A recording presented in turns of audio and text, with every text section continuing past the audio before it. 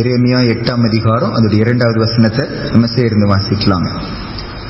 அவர்கள் நேசித்ததும் சேவித்ததும் பின்பற்றினதும் நாடினதும் பணிந்து கொண்டதுமாய் இருக்கிற சூரியனுக்கும் சந்திரனுக்கும் வானத்தின் சர்வ சேனைக்கு முன்பாக அவைகளை பரப்பி வைப்பார்கள் என்று கர்த்தர் சொல்லுகிறார்.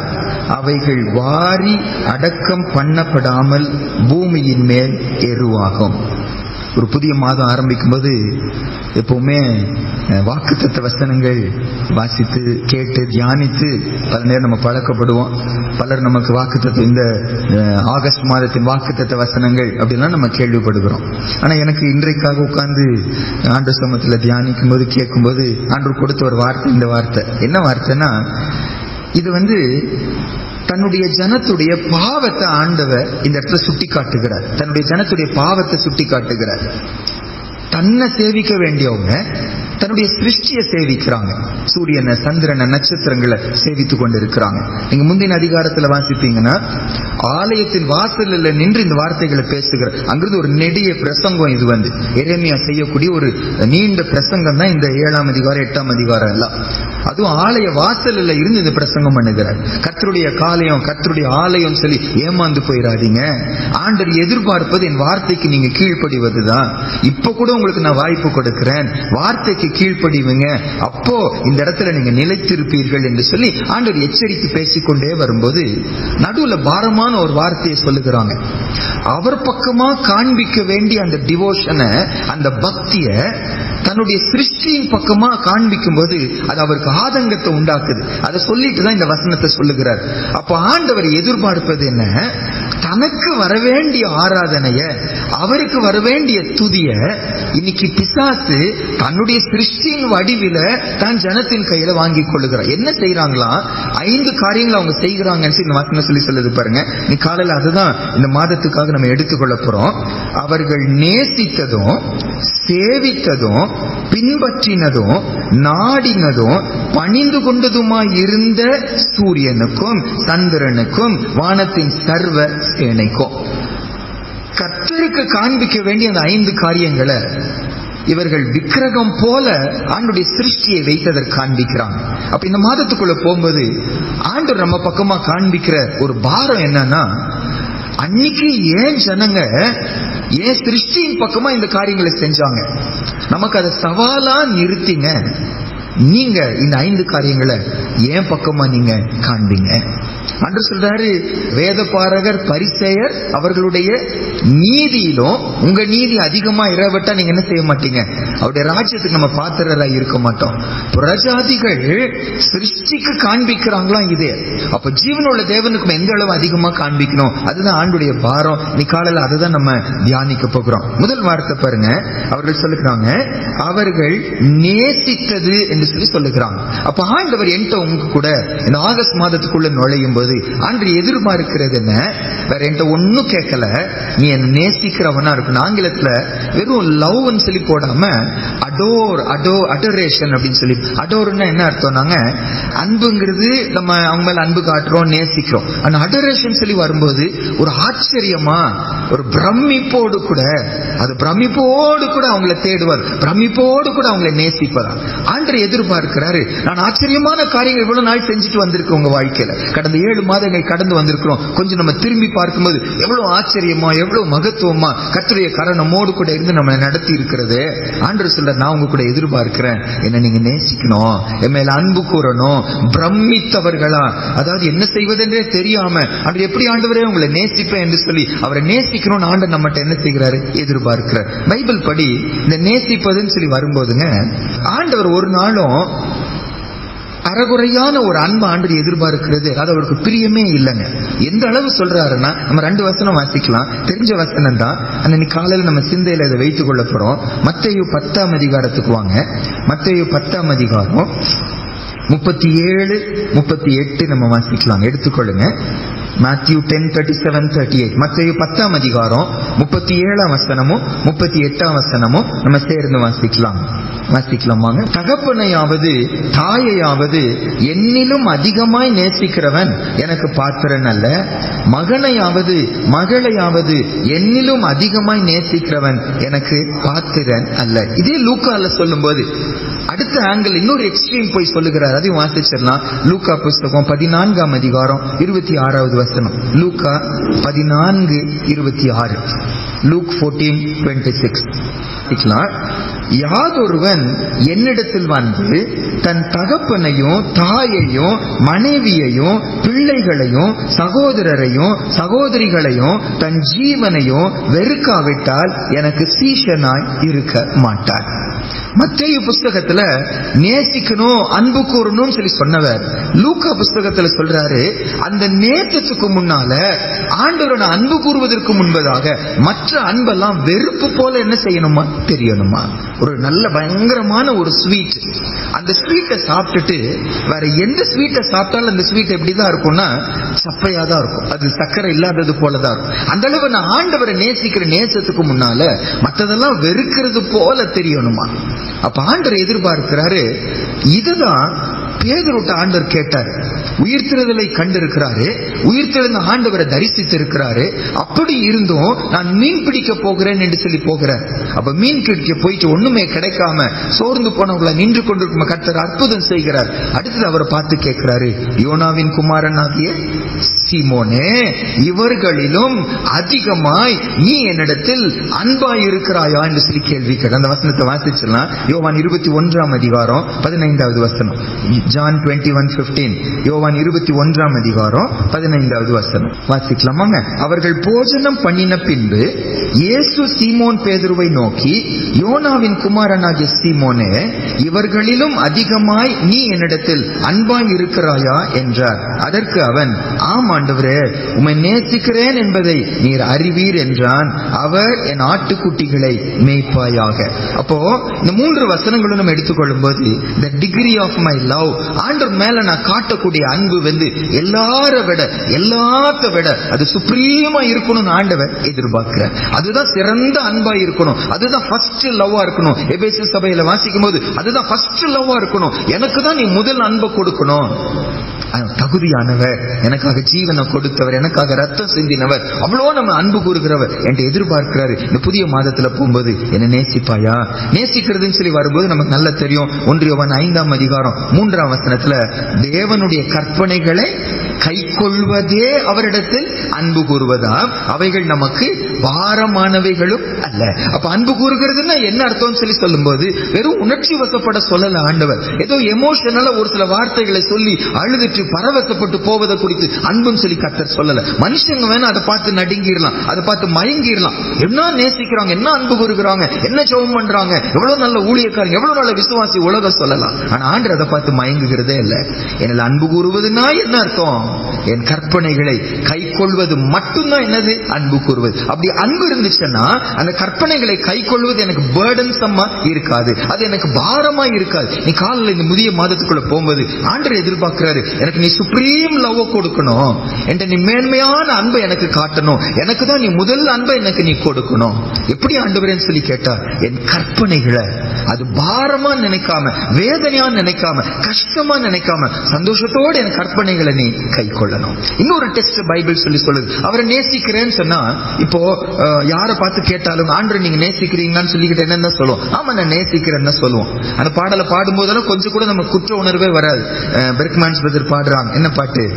அன்பு கூறுவேன் இன்னும் அதிகமாய், ஆராதிப்பேன் இன்னும் ஆவலாய் ஆர்வமாய் சொல்லி சொல்லுவாங்க. நம்ம குற்ற உணர்வே வராது. ஆனா வசனம் சொல்லி சொல்லுது, ஆண்டவரிடத்துல நம்ம அன்பு கூறுவோம். ஆனா பைபிள் படி ஒரு அழகான டெஸ்ட் என்னன்னா, ஒரு அந்த வசனம் வாசிச்சல 1 யோவான் 4ஆம் அதிகாரத்துல 20வது வசனமும் 21வது வசனமும். 1 யோவான் 4ஆம் அதிகாரம் 20-21. First John chapter 4:20 and 21 வாசிக்கலாம். தேவனிடத்தில் அன்பு கூறுகிறேன் என்று ஒருவன் சொல்லியும் தன் சகோதரனை பகைத்தால் அவன் பொய்யன். தான் கண்ட சகோதரனிடத்தில் அன்பு கூறாமல் இருக்கிறவன் தான் காணாத தேவனிடத்தில் எப்படி அன்பு கூறுவான்?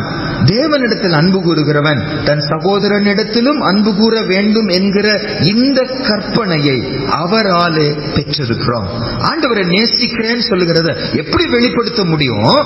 எந்த சகோதரன் மேல எனக்கு வெறுப்போ கசப்போ என்ன செய்யக்கூடாது, இருக்கக்கூடாது. இன்னைக்கு ஒரு கொஸ்டின் என்ன, இன்னைக்கு காலையில நான் எல்லாரோடும் நான் சமாதானமா இருக்கிறேனா? யார நினைக்கும் போது உள்ளத்துல சந்தோஷமோ, அந்த ஆத்மா மேல பாரமோ, அவங்க மனம் திரும்பணுங்கிற ஏக்கமோ, அவங்க ராஜ்யத்துல பார்க்கணுங்கிற ஒரு பாரம் எனக்கு இருக்கிறதா? அல்லது ஒரு சில நினைக்கும் போது எரிச்சலும் கோபமும் எனக்குள்ள வருகிறதா? அவங்க நேசிக்க முடிகிறது இல்லையா, மன்னிக்க முடிகிறது இல்லையா? ஒரு சிலராவது அப்படி இருப்பாங்கன்னா ஆண்டவரை நேசிக்கிறேன் என்பது ஒரு பெரிய கொஸ்டின் ஆகி மாறி விடுகிறது. ஆண்டவர் சொல்றாரு, என்ன நீ நேசிக்கிறது உண்மையானா? பிறப்பித்தவரிடத்தில் அன்பு கூறுவது உண்மையானா? பிறப்பிக்கப்பட்டவனிடத்திலும் நம்ம என்ன செய்யணுமா? அன்பு கூறணும். ஆண்டவரை நேசிப்பது உண்மையானா? அவருடைய சாயலில் படைக்கப்பட்ட மற்ற சகோதர சகோதரி நான் நேசி. இனி காலையில ஒரு கொஸ்டின் கேட்டு பார்க்கணும், எல்லாரோடும் நான் சமாதானமா இருக்கிறேன்னா? எங்க அம்மா மரிச்சு போறதுக்கு முன்னால நான் ஒரு கேள்வி கேட்டேன், அம்மா நீங்க ஆயத்தமா இருக்கிறீங்களான்னு கேட்டேன். அப்ப அம்மா கொடுத்த பதில், ஆயத்தமா இருக்கிறேன்னு சொல்லி சொல்லாம நான் எல்லாரோடும் சமாதானமா இருக்கிற மகன்னு சொல்லி சொன்னாங்க. நான் கேட்டது கேள்வி, ஆயத்தமா இருக்கிறீங்களான்னு சொல்லி. அவங்க கொடுத்த பதில் யார் மேலேயும் எனக்கு கசப்பு இல்ல மகனே, எல்லாரோட நான் சமாதானமா இருக்கிறேன். ஆண்டு இப்ப கூப்பிட்டாலும் நான் போயிடுவேன், நெஞ்சு வலி மரிச்சு போகிற ஒரு சூழ்நிலையில இந்த கொஸ்டினை கேட்கிறேன் எப்படின்னு சொல்லி சொன்னாங்க. என்ன அர்த்தம், ஏன் அப்படி சொல்றாங்க? பைபிள் சொல்லுது, அவரை நம்ம தரிசிக்கணும்னா பரிசுத்தம் இல்லாமல் ஒருவனும் அந்த ஆண்டவரை என்ன செய்ய முடியாது, தரிசிக்க முடியாது. ஆனா அந்த வசனத்தின் முந்தின பகுதி தமிழ்ல வெறும் பரிசுத்தத்துக்கு மட்டும் கொண்டுட்டாங்க. ஆனா ஆங்கில பைபிள்ல மூல வார்த்தையில வாசிக்கும் போது எல்லாரோடும் நீங்க என்ன செய்யுங்க, சமாதானமா இருங்க, பரிசுத்தமா இருங்க. இந்த ரெண்டும் இல்லாம ஒருவனும் தேவனை என்ன செய்ய முடியாது, தரிசிக்க முடியாது. நான் பரிசுத்தமா இருக்கிறது உண்மையானா, என்னுடைய அன்பு பரிசுத்தமா இருக்கிறது உண்மையானா, நான் எல்லாரோடும் என்ன செய்வேன், நான் சமாதானமா இருப்பேன். நீ காலையில இந்த புதிய மாதத்துக்குள்ள நுழையும் போது ஆண்டவரை நேசிக்கும்படி அழைக்கப்படுகிறோம். அது சுப்ரீம் லவ், முதல் அன்பு அவருக்கு காட்டணும்னு ஆண்டவர் நம்மகிட்ட கேட்கிறார். அவருடைய அன்பு கூறுவோம், கற்பனைகளை கை கொள்வோம். அது நமக்கு பாரமா இருக்கவே இருக்காது. அவருக்கு முன்பாக வேற எல்லாம் எனக்கு அற்பமா தான் தெரியும், அவர் தான் எனக்கு ஃபர்ஸ்டா தெரியும். அவரை பார்க்கும்போது வேற எவனும் எனக்கு பெருசா தெரியவே தெரியாது. ஆனா உண்மை விட எனக்கு என்ன ஆண்டவரே தெரியுது. ஒரு சிலர் எல்லாம் சொல்லுவாங்க, அவ்வளவு தியாகம் பண்ணி என்னெல்லாம் செய்யும் போது, எங்க இப்படி செய்றீங்கன்னு சொல்லி சொல்லும் போது, உங்களுக்காக இது கூட செய்ய மாட்டேன்னா பிரதர்ன்னு சொல்லி சொல்லுவாங்க. ஒரு மனுஷனுக்காக இப்படி சொல்றாங்க, தேவாதி தேவனுக்காக அவருடைய அன்பை ருசி பார்த்தோமாம், அவருக்காக எதையும் செய்ய ஆயத்தமாயிருவேன். கர்த்தருக்காக செய்ய முடியும். அவருடைய சாயல படைக்கப்பட்ட ஒரு மனிதனை நம்ம நேசிக்கிறோமா, எல்லாரோட சமாதானமா இருக்கிறோமா? இந்த புதிய மாதத்துல தீர்மானம் எடுப்போம், ஆண்டவரே உம்மை நான் நேசிப்பேன், உம்மை நேசிப்பதின் அடையாளமாக எல்லாரிடத்திலும் நான் சமாதானமா இருப்பேன். தீர்மானம் எடுத்துக்கொள்ளுங்க. இந்த வசனம் வாசிக்கும் போது, தியானிக்கும் போது யாரோடு கசப்பு உணர்வுகள் இருக்குமானா, யாரோடு வருத்தங்கள் இருக்குமானா, மன்னிக்காம இருப்போமானா, பேசாம இருப்போமானா, ரொம்ப நாள் தூரமா விலகி இருப்போம்னா தீர்மானம் எடுப்போம். ஆண்டவர் அவங்களோட சமாதானமாக எங்களுக்கு கிருபை கொடுங்க. இது ஒரு பாரமா இருக்கிறதப்பா, அது உள்ளத்துல ஒரு வேதனையா இருந்து கொண்டே இருக்கிறது. நான் வருத்தத்தோடு தூரமா நின்று கொண்டு இருக்கிறேன், அவங்களை நான் வெறுக்கிறேன், என்னை மன்னிச்சு அன்பு காட்ட உதவி செய்யுங்க. இரண்டாவது, அந்த எரேமியா 8ஆம் அதிகாரத்துல, மறுபடியும் எரேமியா 8ஆம் அதிகாரத்துக்கு வாங்க. இரண்டாவது ஆண்டவர் என்ன சொல்லி சொல்றாரு, நேசிக்கிறது மட்டும் இல்லையா, அவரை சேவிக்கணும் அப்படிங்கிறார். அவர்கள் நேசித்ததும் அவர்கள் சேவித்ததும். இரண்டாவது ஆண்டவர் என்கிட்ட எதிர்பார்க்கிறது, நான் அவர் அன்பு கூறுகிறது மட்டுமல்ல, அவரை சேவிக்கிறவனா இருக்கணும். சேவிக்கணும்னு வரும்போது அவரை சர்வ் பண்ணணும் இல்லைங்க. யோசுவா சொல்லும்போது சொல்றாரு, நானும் என் வீட்டாருமோ என்றால் கர்த்தரையே சேவிப்போம். நீங்க தெரிந்து கொள்ளுங்க யாரை சேவிக்க போறீங்க. யோசுவா 24ஆம் அதிகாரம் 15ஆம் வசனத்துல வாசிக்கிறோம், யாரை நாம் சேவிக்க போகிறோம்? கர்த்தரை சேவிக்க போறோமோ வேற யாரா சேவிக்க போறோமா? இந்த கர்த்தரை சேவிப்பதுன்னு சொல்லி வரும்போதுங்க, இதுவும் பங்கு போடுகிற வாழ்க்கையா இருக்க முடியாது. நமக்கு தெரிஞ்ச வசனம் மத்தேயு 6ஆம் அதிகாரம் 24வது வசனத்துல, இரண்டு எஜமானுக்கு ஒருவனால என்ன செய்ய முடியாது, சேவை பண்ண முடியாது, ஊழியம் செய்ய முடியாது. ரெண்டு ஒரே வார்த்தை தான். ரெண்டு பேருக்கும் சேவை செய்ய, ஊழியம் செய்ய முடியாது. ஒருவனை பகைப்பான், இன்னொருவனை நேசிப்பான். ஒருவனை பற்றி கொள்வான், இன்னொருவனை அசட்டை பண்ணுவான். தேவனுக்கும் உலக பொருளுக்கும் உங்களால சேவை செய்ய முடியாது, ஊழியம் செய்ய ஒருவனால முடியாதுன்னு ஆண்டவர் சொல்றார். அப்படின்னா அவரை சேவிப்பது கூட பங்கு போடுகிற சேவையா இருக்க முடியாது. அப்படின்னா வேலையை செய்யக்கூடாதா? வேற எங்க எங்கேயும் நான் வேலை செய்யக்கூடாதுன்னு சொல்லி கேட்டா, என்ன வேணா செய்யலாம், ஆனா என்ன செஞ்சாலும் என்னுடைய உள்ள நான் யாருக்காக செய்கிறேன்? கர்த்தருக்காக செய்கிறேன், அவருக்காக செய்கிறேன். வார்த்தையினாலாவது கிரியையினால எதை செய்தாலும் அவருடைய நாமத்தினால செய்யுங்க. புசித்தாலும் குடித்தாலும் அவருக்காக தான் நீங்க செய்யுங்க. வேலைக்காரரு, நீங்க மனுஷருக்காக பார்வைக்காக செய்யாதீங்க, கர்த்தருக்காக நீங்க செய்யுங்க. அப்ப நான் எடுக்கிற தீர்மானம் என்ன? நான் கர்த்தரை சேவிக்கிறேன், அது ஆண்டவரை சேவிக்கிறேன்னு சொல்லி வரும்போதுங்க, அந்த வார்த்தைக்கு அழகான சரியான அர்த்தம் என்னன்னா, டு என்ஸ்லேவ் oneself ன்னு போட்டிருக்காங்க. தன்னையே அவர்களுக்கு அடிமையாக என்ன செய்வதா? ஒப்பு கொடுப்பதா. அப்ப கர்த்தரை சேவிப்பதுங்கிற வார்த்தைக்கு அர்த்தம் என்ன? நான் இதுவரைக்கும் யாருக்கோ அடிமையா இருந்தேன், எனக்கு சம்பளம் கொடுக்கிற எஜமானனுக்கு, எனக்கு வேலை கொடுக்கிற யாரோ ஒருத்தருக்கு. மகாத்மா காந்தி தான் சொன்னாங்களா, கஸ்டமர் தான் நம்முடைய யாரா கடையில எல்லாம் எழுதி வச்சிருப்பாங்க, நமக்கு வரக்கூடிய வாடிக்கையாளர்கள் தான் நம்முடைய எஜமான்கள் போட்டிருப்பாங்களோ. நமக்கு வர கஸ்டமர் தான் நமக்கு மாஸ்டர், அவங்க தான் நமக்கு சம்பளம் கொடுக்கறாங்க, அவங்க தான் நமக்கு காசு கொடுக்கறாங்க, அவங்கள தான் நம்ம பிரியப்படுத்தணும். நம்ம இன்னைக்கு என்ன தீர்மானம் எடுக்கணும்? ஆண்டவரே, நான் உம்முடைய அடிமை ஏசப்பா, நான் உம்முடைய சேவகன் சுவாமி, உமக்கு சேவகம் செய்யும்படி என்ன நான் அர்ப்பணிக்கிறவனா இருக்கணும். கர்த்தரை சேவிக்கிறது ஆண்டவர் நம்மகிட்ட எதிர்பார்க்கிற, எப்படி? அவருடைய அடிமைங்கிற உணர்வோடு கூட. பைபிள்ல ஒரு அழகான எக்ஸாம்பிள் வந்து, ஒரு வாலிப சகோதரி, ரொம்ப சத்தியமெல்லாம் அவங்களுக்கு தெரியாது, சடன கர்த்தருடைய வார்த்தை வருகிறது, நீ கர்ப்பமாக போகிற. யார பத்தி சொல்றாரு? மரியாள பக்கமா வார்த்தை வருகிறது, உன்னதமான பலன் உன்மேல் நிழலிடும்.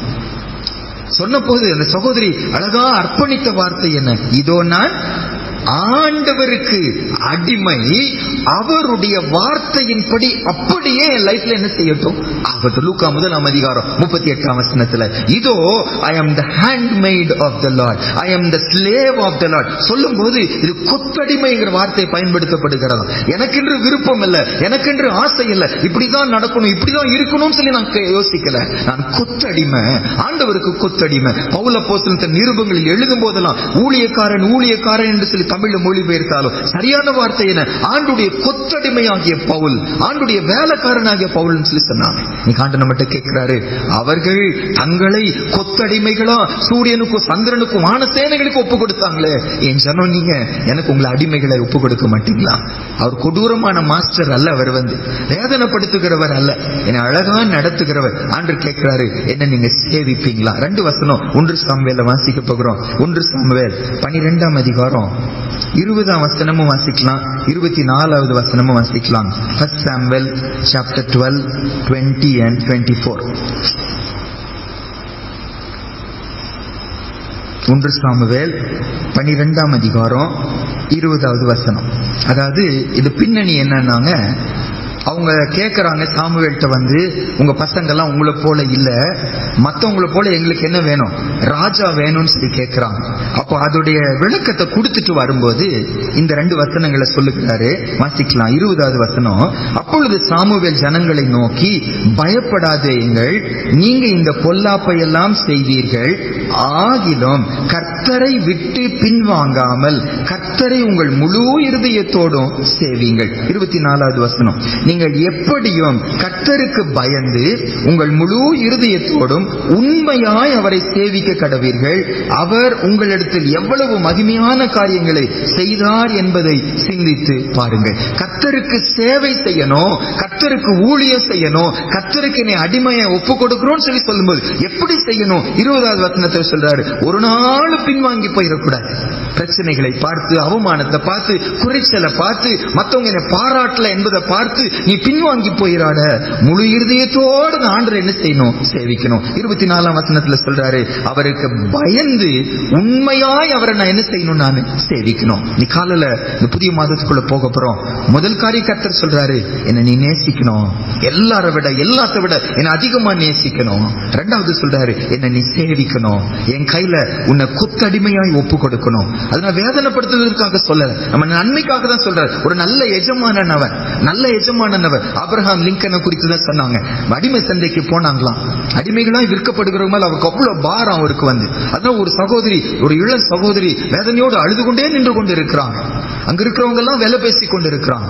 இவர் எந்த அளவு அவங்க மேக்சிமம் சொல்ல முடியுமோ சொல்லி தன்னிருந்த காசெல்லாம் கொடுத்து இந்த சகோதரியை வெளியே கொண்டுட்டாங்க. வெளியே கொண்டு இந்த சகோதரிட்ட சொன்னாங்களா, you are free to go now, இப்ப நீ போகலாம். அந்த சகோதரிக்கு ஒரே ஆச்சரியம். இவர் வயதானவர், ஐயோ வயதானவர் இளம் பெண்ணை தூக்கிட்டு போறாரோ, என்ன செய்ய போறாரோ நடுங்கி பயந்துட்டு வரும்போது இந்த சகோதரிட்ட சொன்னாங்களா, யூ ஆர் ஃப்ரீ நவ், நீ ஃப்ரீ ஆயிட்ட, நீ உலகத்தை உன் இஷ்டப்படி நீ போலான்னு சொன்னபோது காலில் விழுந்துட்டு சொன்னாங்களா, ஐயா இவ்வளோ அன்புள்ள ஒருத்தருக்கு நான் என்ன அடிமையாய் சேவை செய்ய நான் என்ன செய்யறேன், ஒப்பு கொடுக்கிறேன். காசு கொடுத்து வாங்கி அடிமையாக்குவதற்கும் தானாய் தன்னை அடிமையை ஒப்பு கொடு பெரிய வித்தியாசம் உண்டு. இன்னைக்கு ஆண்டவர் என்கிட்ட எதிர்பார்க்கிறார். அவர் காசு கொடுத்து வாங்கிட்டாரு. என்ன காசு? சுயரத்தம் கொடுத்து நம்ம சம்பாதிச்சிட்டாரு. நமக்கு கடமை அவருடைய அடிமைகளாய் இருப்பது. ஆனா அதை எதிர்பார்க்கல.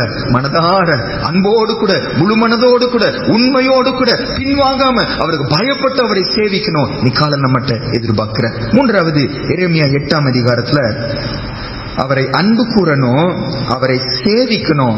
மூன்றாவது, அவரை பின்பற்றணும் அப்படிங்கிறார். அவரை பின்பற்றி வரணும் அப்படின்னு சொல்லி சொல்லுகிறார். இந்த கர்த்தரை பின்பற்றுகிற காரியத்துல கூட நம்ம இதுக்கு முன்னால பார்த்துட்டு வந்தபடி ஆண்டவர் அந்த ஷேர் பண்ணுகிறதை ஏற்றுக்கொள்ளுகிறதே இல்லை. பங்கு போடுவதை கர்த்தரை ஏற்றுக்கொள்வதே இல்லை.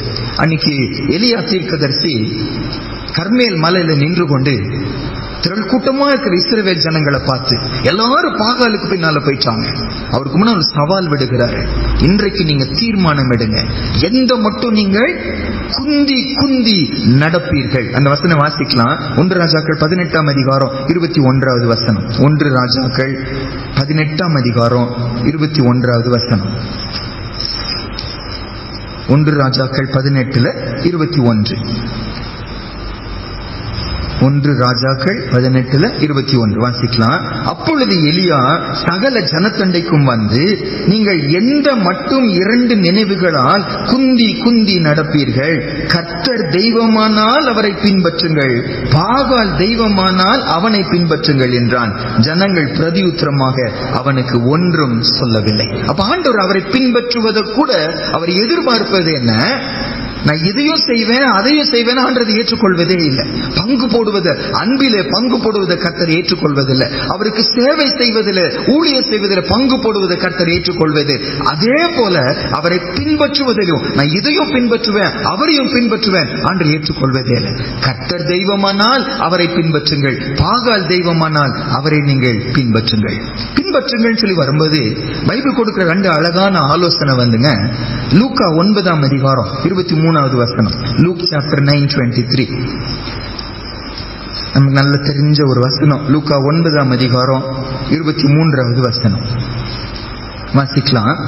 பின்பு அவர் எல்லாரையும் நோக்கி, ஒருவன் என் பின்னே வர விரும்பினால் அவன் தன்னைத்தான் வெறுத்து தன் சிலுவையை அனுதினமும் எடுத்துக்கொண்டு என்னை பின்பற்ற கடவன். அவரை பின்பற்றுவதும் வரும்போது ஒரு கம்ஃபர்டபுளான வாழ்க்கைக்காக என்னை பின்பற்றி வந்துடாத. அதனாலதான் ஆண்டவர் ஒரு சகோதரன் வந்து சொன்னார், ஆண்டவரே நீங்க எங்க போனாலும் உங்க பின்னால வர்ற ஆண்டவர் சொல்லி சொன்னான். ஆண்டவருக்கு என்ன பதில் கொடுத்தாராம்? நரிகளுக்கு குழிகள் உண்டு, ஆகாயத்து பறவைகளுக்கு கூடுகள் உண்டு, எனக்கோ தலை சாய்க்க கூட என்ன இல்ல இடம். ஏன் அதை சொன்னாருன்னா, வசதியான வாழ்க்கையை தேடி ஏசப்பாக்கு பின்னால வர நினைக்கிறார். அவரு அற்புதம் செய்கிறாரு, சாப்பாடு கொடுக்கிறாரு, ஆச்சரியமா நடத்துகிறாரு. சீஷரெல்லாம் அவ்வளவு சந்தோஷமா குஷியா அவருக்கு பின்னால இருக்கிறாங்க. அப்ப நானும் அவருக்கு பின்னால போய் சந்தோஷமா வாழ்ந்துடலாம். ஆண்டு எச்சரிக்கை கொடுக்கிறாரு. நரிகளுக்கு இருக்கிற ஒரு குழி கூட, பறவைகளுக்கு இருக்கிற கூடு கூட, எனக்கு தலை சாய்க்க கூட என்ன இல்ல இடம் இல்ல. கம்ஃபர்டபுளான லைஃப், வசதியான வாழ்க்கையை தேடி என் பின்னால என்ன செஞ்சிடாத வந்துட. அதான் இந்த ஆண்டு சொல்றாரு, ஒருவன் என் பின்பற்றி வர ஒரு சின்ன ஆசை வந்துருச்சானால யூ டேக் த காஸ்ட், அதோடைய விலையை நீ யோசிச்சு பாரு. உன் சிலுவைய அனுதினமும் எடுத்துக்கொண்டு என்னை பின்பற்றணும். எப்படி ஆண்டவரேன்னு சொல்லி கேட்டா, உன்னையே வெறுத்துச்சு. உன்னையே வெறுத்துனா என்ன அர்த்தம்? என் ஆசை ஒண்ணு சொல்லுது, மனசு ஒண்ணு சொல்லுது, நான் அதுக்கு நோன்னு சொல்லி சொல்லுகிறேன். அதுக்கு எனக்கு சம்பந்தம் இல்ல. கர்த்தருக்கு நீ ஒப்பு கொடுத்துட்டேன், நான் அவர் சொல்லுகிறபடி தான் செய்வேன். ஐ டினை மை செல்ஃப். என் மனசு சொல்லுது, வயிறு சொல்லுது, கண்ணு சொல்லுது, மாம்சம் ஏதோ சொல்லுது, நான் அதுக்கு நோன்னு சொல்லி சொல்லுகிறேன். கர்த்தருக்கு எஸ் சொல்லி சொல்லுகிறேன், வார்த்தைக்கு எஸ் சொல்லி சொல்லுகிறேன். அதுதான் அவரை பின்பற்றுவதா. அவரை பின்பற்றுவது பின்பற்றுவதன் என்ன அர்த்தம்? என் விருப்பத்தையும் செய்கிறேன், அவர் விருப்பத்தையும் செய்கிறேன். என்னுடைய தீர்மானத்தை நிறைவேற்ற அவர் தீர்மானத்தை நிறைவேற்றுகிறேன். இல்ல ஏசப்பா சொல்லிட்டார், உனக்கு நோ சொல்லி உன் சிலுவையை நீ எடுத்துக்கொண்டு அனுதினமும் என்னை பின்பற்றி வா. ஒரு சில நாட்கள் வர்றேன், எல்லா நாளும் முடியாத ஆண்டவரே. இல்லைன்றார் ஆண்டவர், அனுதினமும் ஒவ்வொரு செகண்டும் என்னை பின்பற்றி வருவதுதான் எனக்கு நீ பின்பற்றி வந்தா நீ அப்படி செய்யணும் ஆண்டு சொல்லுகிறார். வாசிக்கலாம், இன்னும் ஒரு வசனம் வாசிக்கலாம். வெளிப்படுத்தின விசேஷம் 14ஆம் அதிகாரம். வெளிப்படுத்தல் 14ஆம் அதிகாரம். பரலோகத்துல ஒரு திரள் கூட்டம் ஆண்டவருக்கு பின்னால நின்று கொண்டிருக்கிறது. இவர்கள் யாரு என்று சொல்லி கேட்கும்போது ஒரு சில அவருடைய குவாலிபிகேஷனை சொல்லிட்டு வர 14:4 வெளிப்படுத்தல் 14ஆம் அதிகாரம் 4வது வசனம் வாசிக்கலாம். ஸ்திரீகளால் தங்களை கரைப்படுத்தாதவர்கள் இவர்களே, கற்புள்ளவர்கள் இவர்களே, ஆட்டுக்குட்டியானவர் எங்கே போனாலும் அவரை பின்பற்றுகிறவர்கள் இவர்களே, இவர்கள் மனுஷரில் இருந்து தேவனுக்கும் ஆட்டுக்குட்டியானவருக்கும் முதற் பலனாக மீட்டு கொள்ளப்பட்டவர்கள்.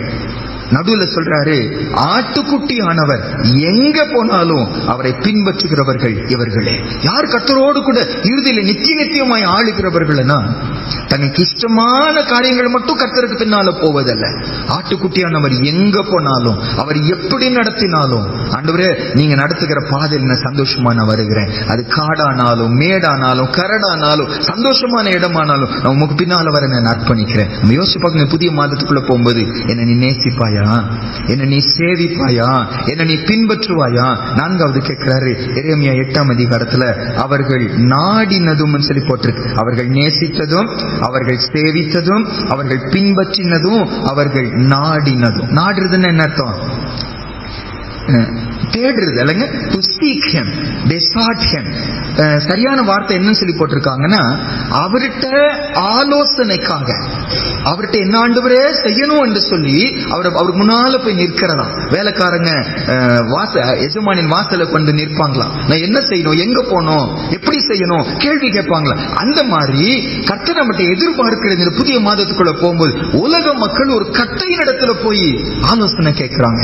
ஏன் ஜனம் எங்கிட்ட வந்து நான் என்ன ஆண்டவரே செய்யணும்னு சொல்லி என்ன செய்யணும் கேட்கணும். பவுல் அப்போஸ்தலன் அவர் வாயிலிருந்து வந்த ஃபர்ஸ்ட் அர்ப்பணிப்பேன் ஆண்டவரே, அவர் சந்திச்ச உடனே சொல்லி சொன்னாரு, அவர் இயேசுன்னு சொல்லி அறிந்த உடனே சொல்லி சொன்னாரு, ஆண்டவரே நான் என்ன செய்ய சித்தமாய் இருக்கிறேன், ஆண்டவரே நான் என்ன செய்ய சித்தமாய் இருக்கிறேன் என்று கர்த்தர் பவுலை சந்திச்சாரோ அன்றிலிருந்து தனக்குன்னு ஒரு விருப்பம் இல்லை, தனக்குன்னு ஆசை இல்லை. அவர் செஞ்சதெல்லாம் கர்த்தர் என்ன சொன்னாரோ அதை தான் செஞ்சார். அவ்வளவு வல்லமையை கர்த்தர் பயன்படுத்தினார். இந்த புதிய மாதத்துக்குள்ள போகும்போது ஆண்டவர் நம்மகிட்ட எதிர்பார்க்கிறாரு, என்ன தேடுவீங்களா, என்ன நீங்க தேடுவீங்களா என்ற ஆலோசனை நீங்க கேட்பீங்களா, எங்கேயோ போய் கேட்கறதுக்கு பதிலா என்கிட்ட வந்து நீங்க நிற்பீர்களா? ஆச்சரியமா கர்த்தர் சொல்லுகிறாரு. இந்த போன் நம்பர் சொல்லுவாங்கல்ல, பைபிள்ல கர்த்தர் நமக்கு போன் நம்பர் கொடுத்தாரு. என்ன போன் நம்பரா?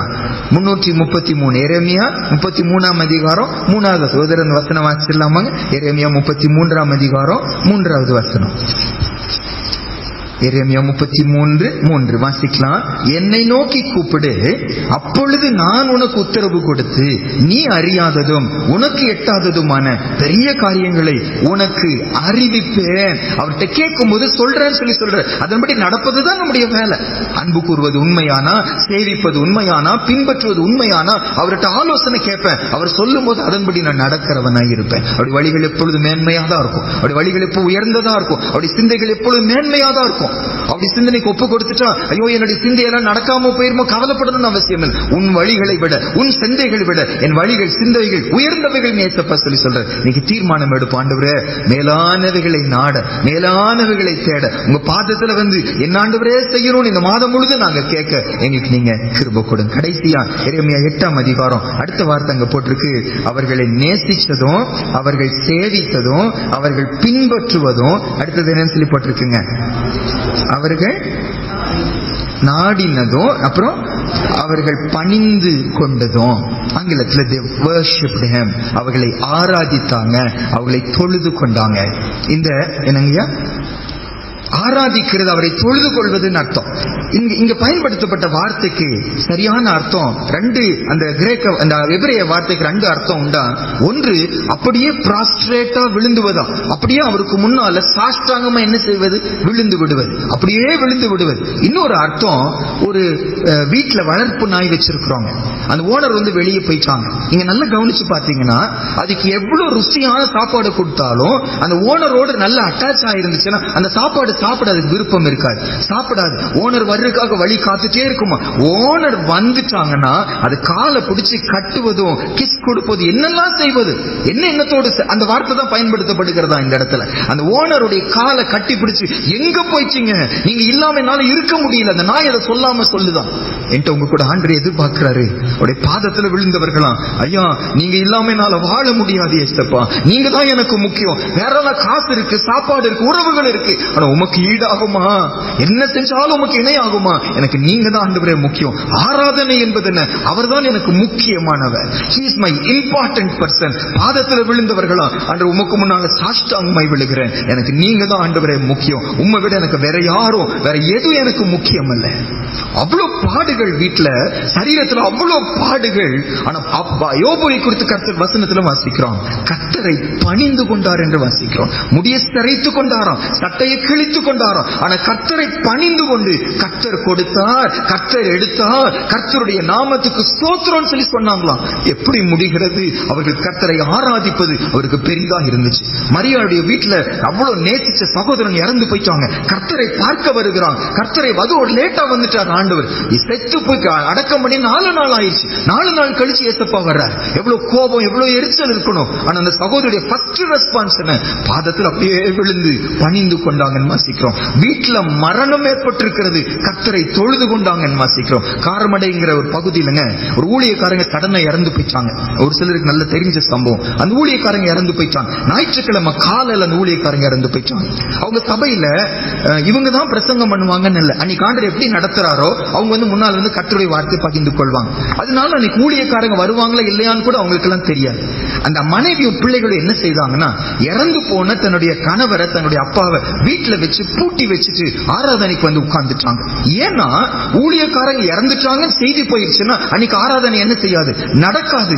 அதனால ஆராதனை தான் முக்கியம் என்று சொல்லி சொந்த கணவனை, சொந்த அப்பாவை வீட்டுல வச்சு பூட்டி வச்சுட்டு சபை கொடுக்கிற இடத்துல உட்கார்ந்து சபையாரோடு கூட கர்த்தரை ஆராதிக்கிறான். எல்லாம் முடிகிறது. கடைசி ஆமென் முடிச்ச உடனே அந்த அம்மா எந்திரிச்சு சொல்லுகிறாங்க, இன்னைக்கு காலையில கணவர் மகிமைக்குள்ள என்ன செஞ்சுட்டாங்க, பிரவேசிச்சுட்டாங்க. எப்படி முடிகிறது, சொந்த கணவன், சொந்த அப்பாவுடைய மரணத்தை விட கர்த்தரை ஆராதிப்பது பெரிதான் நினைச்சாங்களே. ஐயா எங்களுக்கு அந்த சிந்தை எங்களுக்கு இன்னைக்கு தாங்க ஏசப்பா. ஆராதனை என்பது நீங்க தான் ஆண்டவரே எனக்கு முக்கியம் என்று சொல்லி அவருடைய பாதத்தில் விழுவதான். அப்படியே கண்ணில் மூடலாமாங்க, எல்லாரும் கண்ணில் மூடி கர்த்தர் கையில நம்ம ஒப்பு கொடுக்க போகிறோம். இந்த ஆகஸ்ட் மாதத்துக்குள்ள நம்ம நுழைஞ்சிருக்கிறோம். அன்று கிருபையா என்னை உண்மையுள்ளவன் என்று சொல்லி நம்பி, இந்த மாதம் அவருக்காக வாழ்வேன் என்று சொல்லி நம்பி, அவருடைய சித்தம் செய்வோம் என்று சொல்லி நம்பி, அவரை உயர்த்துவோம் என்று சொல்லி, அவருடைய வருகைக்காக ஆயத்தப்படுவோம் என்று சொல்லி நம்பி, இன்னொரு நாளை, இன்னொரு மாதத்தை நம்ம கையில கர்த்தர் கொடுத்திருக்கிறாங்க. இந்த நாளுக்குள்ள நுழையும் போது அந்த தன்னுடைய ஜனங்கள் அவரை விட்டு தூரம் போய் சோரம் போய் அந்த விக்கிரகங்களுக்கு செய்த ஆராதனை நமக்கு முன்னால நிறுத்தி சொல்லுகிறாங்க. அவர்கள் சூரியனை, சந்திரனை, வானத்தின் சேனைகளை நேசிக்கிறாங்க. ஜீவனுள்ள தேவன் என்று சொல்லுகிறாயே, நீ நேசிக்க மாட்டாயா?